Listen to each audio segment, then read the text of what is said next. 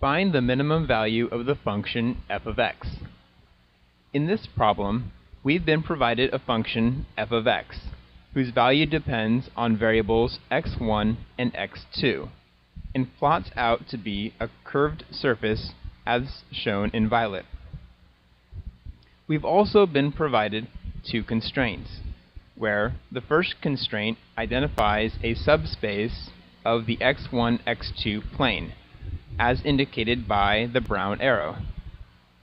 And the second constraint is an equality constraint, which means x1 and x2 are constrained to a plane.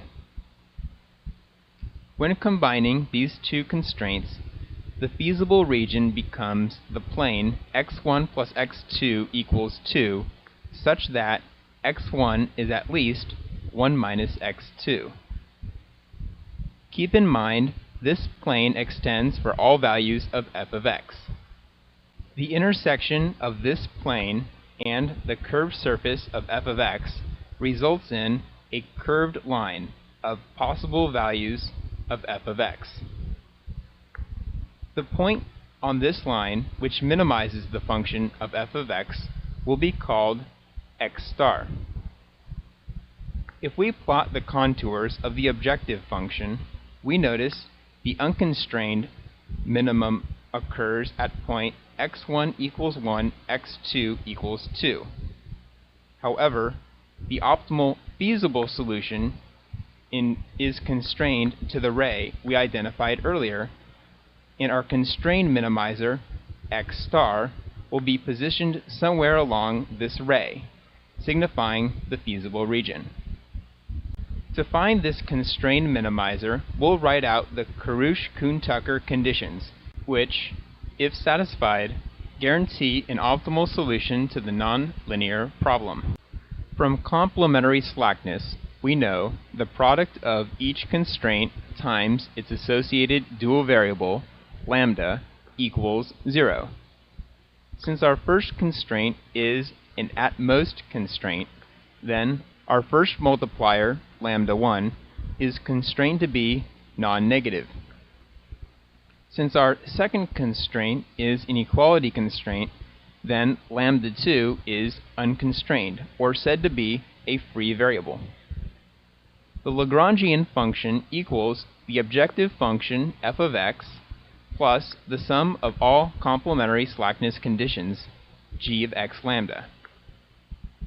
Another KKT condition is that of stationarity, which states that all partial derivatives of the Lagrangian function taken with respect to x must equal 0. After taking these derivatives, we're left with four unknown variables, x1, x2, lambda 1, and lambda 2. If we return to our contour plot and assume our inequality constraint is active, this would mean the solution is on the line negative x1 plus x2 equals 1. And when coupled with our other constraint, this solution would be located at x1 equals 1/2, x2 equals 3/2.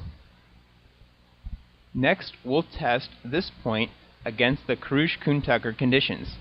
Since both constraints are active, complementary slackness is satisfied, just as long as lambda 1 turns out to be non-negative. After plugging in x1 and x2 in the stationary conditions, we solve a second system of equations for lambda 1 and lambda 2, where lambda 1 equals 0 and lambda 2 equals 1. And indeed, lambda 1 is non-negative. Therefore, our point, x, is our minimizer, and we'll now call it x star.